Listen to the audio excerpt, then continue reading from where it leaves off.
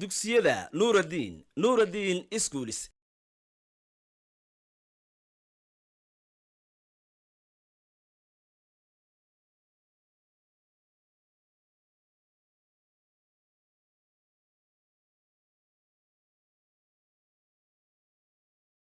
بسم الله الرحمن الرحيم الحمد لله رب العالمين صلى اللهم وسلم وبارك على سيدنا محمد. السلام عليكم ورحمة الله تعالى وبركاته. waxaan hay bareysamo saxardiid oo laaba idin soo tabiyo taxaneen wax barasho maadada af Soomaaliga ee fasalka shanaad oo aynu ku soo jirnay naqtinkeeda. xiisadeen ka horeysay waxaynu ku soo jirnay naqtinka buuga aynu soo qaadanay darsigii ahaa dhismaha afka ee ka hadlayay magacyaalka. maanta haddaba maadaama oo darsigaas ugu dambeeyay xagga buuga waxaan ku noqon doonaa qaybta sheekooyinka inagoo soo baari doona dadna sheekada ugu muhiimsan hadba aynu isleenahay waxay leedahay faa'iidooyin aad fara badan. qaybta sheekooyinka badan ayada waxa la yiraahdaa sheekadu waxaynu soo qaadanaynaa waxa looga baahay duruucda iyo fariinta ay gudbinayso inaynu qaadano. haddaba maadaama ay sidaas tahay sheekadeen maanta qaadan doona waxa la yiraahdaa dhirta wadankeena ka baxda maaha darsiga ugu horeeya buuga laakiin waxaynu soo qaadanay wuxuu leeyahay faa'iidooyin aad u fara badan waxaanu ka faa'iido badan casharo badan oo buuga ku jira saadaradeed baan isaga u soo doorbidnay inaynu qaadano. haddaba maxaynu ka faa'iideynaa baa tahay darsiga in la yiraahdo dhirta wadankeena ka baxda. dhirta wadankeena ka baxda darsigan dhowr faa'iido uu tilmaamayaa ka waxaynu baranaynaa dhirta wadankeena ka baxda waa marka labaad ee waxaynu ugu boornay dhirta inaynu ilaalino oo aynu dhirta ka ilaalino in la jaro maadaama uu tahay faa'iidooyin dhirta ay leedahay. dhirta markaan akhriyo aynu arki doonaa faa'iidooyinka ay leedahay iyo hadba kaalinteeda. waxa ciwaanka darsigeena waxa la yiraahdaa dhirta wadankeena ka baxda. haddaba inta hore weydiimaha uu soo bandhigayo ee ugu horeyn ka warcali weydiimahan maxaa ka mid ah dhirta wadankeena. marka hore wuxuu sameynayaa maskaxda inuu baariyo wuxuu ku yiri maxaa ka mid ah dhirta ka baxda wadankeena maxaa ka mid ah dhirta wadankeena Soomaaliya dhirta ka baxda maxay kula tahay maxaad ka taqaanaa.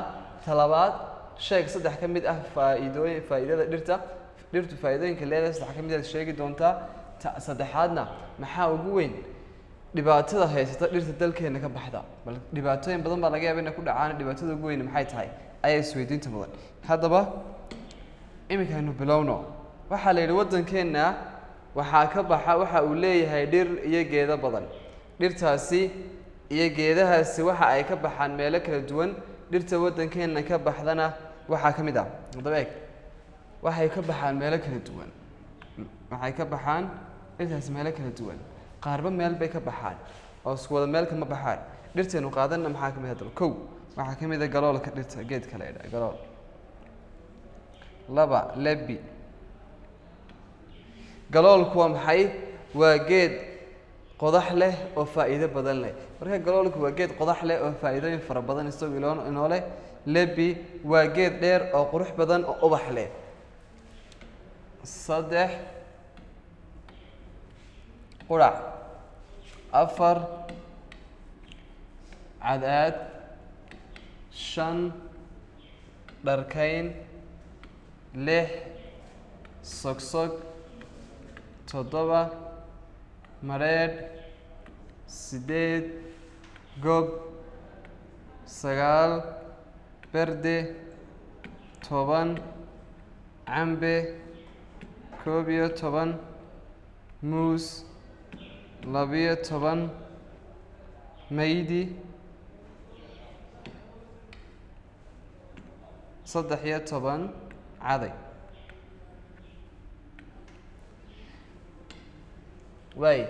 qurac waa geed qodaxeed aad u adag oo dhaameel leh. cadaad waa geed qodaxeed xabag cad leh. waxyaabaha kala duwan yihiin iyagoo geed qodaxeed labadooduba ah ee midna xabag cad uu leeyahay midna uu dhaameel leeyahay oo aad u adag yahay. dharkayn waa geed dheer oo laamo badan leh oo jilicsan oo caani leh. sogsog waa geed qodax leh oo galoolka u eg galoolku eegay markaas sogsogtaasi.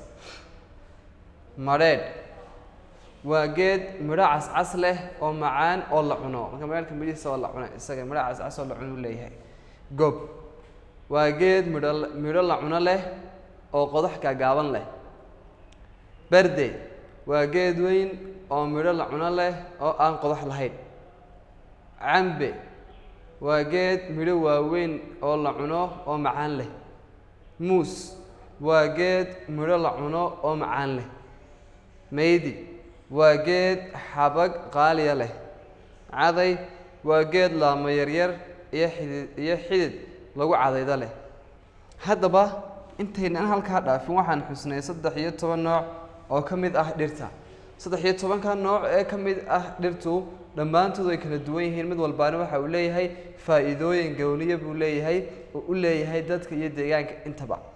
mid walbaana waxa uu leeyahay astaan u gooniya oo kaga duwan yahay kuwa kale, waxaanay ka baxaan waddankeena. marka laga reebo waxaanu qaadanay 13kaasi dhammaantood waxay leeyihiin mid walbaaba astaan gooniya sidaan soo sheegay. galoolku isagu waa geed qodax leh oo faa'iido badan leh. lebi waa geed dheer oo qurux badan oo ubax leh. markan galoolku maadaama wuxuu leeyahay qodax. quraacuna wuxuu leeyahay qodax. cadaadu waxay leedahay qodax intaba, laakiin waxay ku kala duwan yihiin hadba midba wax gooniya u raacsan. kan xabag buu leeyahay cadaadu. quraacuna wuxuu leeyahay waa geed dhaameela. sogsogtu laftigiisu wuxuu leeyahay qodax, waxaana uu eegyahay sida galoolka oo kale ayaaba isagu u eegyahay. mareerka isaga waa geed midho la cuno leh. gobkuna waa la mid, isaguna midho la cuno leeyahay. barde isaga laftigiisu midho la cuno leeyahay oo aan qodax lahayn, waana qodaxna ma laha isagu. halka gobkuna uu ka leeyahay qodax gaagaaban. labadaba midho la cunay leeyihiin, laakiin gobkuna wuxuu leeyahay midho qodaxuu leeyahay gaagaaban. barduhuna ma laha wax qodaxa ma laha. cambuhu isaga laftigiisu waa geed midho waaweyn oo la cuno leh. isagu midho waaweyn buu leeyahay oo la cuno. muuskuna midho la cuno leeyahay. maydigu isagu wuxuu leeyahay xabag qaaliya. xabag ayaa laga helaa qaaliya. cadayguna isaguna wuxuu leeyahay waa laamo yaryar iyo xidid lagu cadaydu leeyahay. marka isaga waa geedka inta badan aynu ku cadayno. haddaba intaynaan u gudbin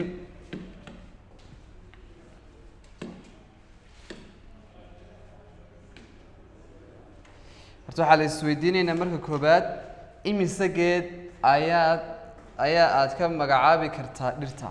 marka laga yimaado 13ka geed aynu xagga sare kusoo xusnay, imise geed baad garanaysaa? imise geed ayaad garanaysaa?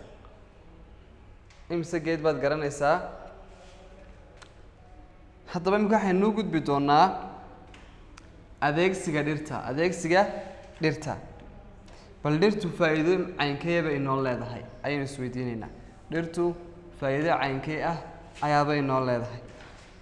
dhirtu waxtar badan ayaa ay u leedahay dadkeenna, sababta oo ah dhirta waxa aynu ka samaysanaa waxyaalo badan. tusaale ahaan imika waxaynu gelinahay faa'iido ay dhirtu inoo leedahay. waxaynu qaadanay noocyada dhirta aynu ka magacaabi karno, walow intan ay ka fara badan yihiin ilaa xad oon la soo koobi karayn. haddana 13kaas aynu soo qaadanay tusaale ahaan. waxaynu imika qaadanaa haddaba dhirtan maxaynu ka faa'iidnaa, maxay faa'iido inoo leedahay ayaynu falanqayn doonaa. kow waxaynu leenahay qodobka koobaad dhirta waxa aynu ka samaysanaa guryo. markaan leenahay guryo dhowr habba way noqon kartaa. guryahan dambe bandarka iyo magaalooyinku jaajuur bay ka samaysan yihiin, laakiin jinkada la saara looxa loo isticmaalayo waxaa laga soo jiraa dhirta marka koobaad. haddaynu ku noqonno aqal Soomaaliga iyo waayihii hore reer guraaga Soomaalidana, xagga guryaha waxay ka samaysan jireen iyagu aqal Soomaaligood wuxuu ahaa aqal ka samaysan dhigo iyo udubo oo xagga hoose ah, halka sarena hararta iyo kabada iyo lagu xiri jiray karbaashka iyo waxyaabaha kala duwan. saa daraadeed baa laynoo leeyahay guryaha laga samaysta. marka geedka la soo jarto dhigihii udbihii laga sameeyo, asal ahaan gurigaasi waxa uu ku taagan yahay waa dhirta ayaaba ka timid halku ku taagan yahay. dhirtu waxa ayna siisaa hadh. waxaynu ka helnaa hadh. waxaa hargala dadka waqtiga cadceed aad u kululaato, waxaa hargala xoolaha, sidoo kalena waxaa ku nasta dadka safarada iyo socodka ah dhirtaasi. oo maadaama hadhka hadhaca marka laga helayo, dadkeenii hore Soomaalida markay socoteynayaan ay lugeynayaan, inta ugu faraha badan amba way lugeyn jireen amba waxay raaci jireen gaadiid ay ka mid yihiin fardaha iyo awrta. saa daraadeed haddaba haddii ay dhacdo oo isagoo safaro qofkii uu ku soo hagaago waqti cadceed kuleel aan socon karin, wuxuu hadhgeli jiray dhirta. saa daraadeed faa'iidada labaad ee noo leedahayna waxay noqonaysaa in laga helo hadh lagu nasto. kaasi wuxuu ahaa qodobka labaad.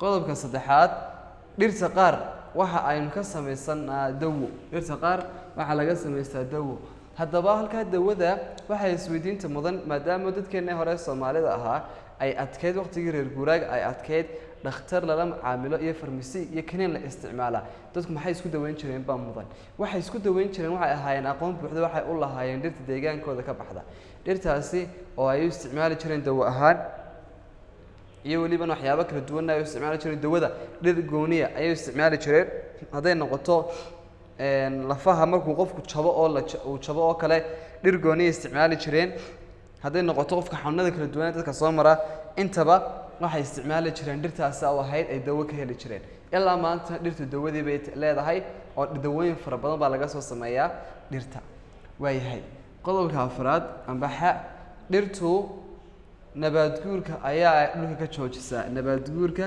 ayaaba dhulka ka joojisa oo sabab sida uga joojinaysa waxa weeye markuu roobku da'o ciiddu waxay qaadaa roobku wuxuu qaadaa ciid caraysanka ahayd ay wax ka bixi lahaayeen haddaba haddii meeshu ay dhir leedahay xididada dhirtu waxay haynayaan ciidda caraysanka ahayd meeshaas waxay noqonaysaa meel caraysan ah wax laga beeri karo oo lagu noolaan karo haddaba waxay joojinaysaa nabaad guurkii ka hortagtaa haddii aan dhirta la jarin waxay ka hortagaysaa nabaad guurka hadda nabaad guurkana waxa laga yaabaa meeshu haddii aynan lahayn dhir aynan lahayn ciideed caraysan ahaan mayso oo waxa qaadaya daadka iyo dabeelaha qaadi doona waayha qodobka shanaad dhirta waxa aynu ka helnaa cunto dhirta waxaynu ka helnaa cuntaynu ka helnaa oo dhirta cuntada aynu ka helayno waxaa jirta dhir si toos ah aynu isticmaali karno midhahooga oo aynu cunno oo lagu oo dadku ay quutaan baa jirta oo waxaa jirta iyo qaraab laga helo haddaba halkan laftigeedana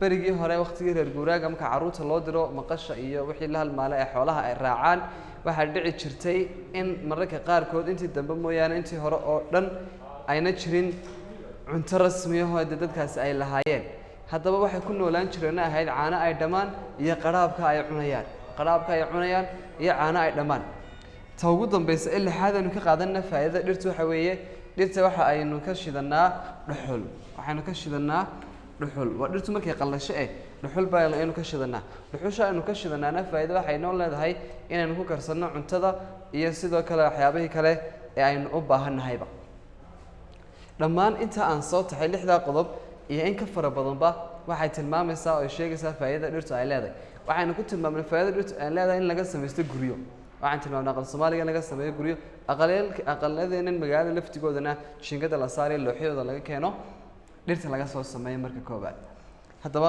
qodobka labaad waxayna siiyaan har baynu nidhi xooluhuna way har galaan dadkuna way har galaan xilliga suudiga cadceedda aadka u darani ay jirto waxaan dhirta qaarkeed waxa laga samaystaa dawo oo dawooyin ayaa laga helaa dhir fara badan baa dawo ah dhirtu waxay ka hortagtaa nabaad guurka ay naga joojisaa waxaynu sidoo kale waxa laga helaa cunto qodobka ugu dambeysana waxa laga helaa dhuxul oo marka la shido dhirta qaybteeda qallashay ayaabay noqonaysaa dhuxul laga helaa halkaa waxaynu ku aragnay laba qaybood qaybta koowaad waxaynu aragnay faa'iidooyinka dhirtu ay noo leeyihiin qodobka labaadna waxaynu aragnay noocyada dhirtan marka koowaad soo aragnay marka labaadna waxaynu aragnay faa'iidooyinka dhirtu ay noo leedahay haddaba fariinta uu darsigu gudbinayaa waa kan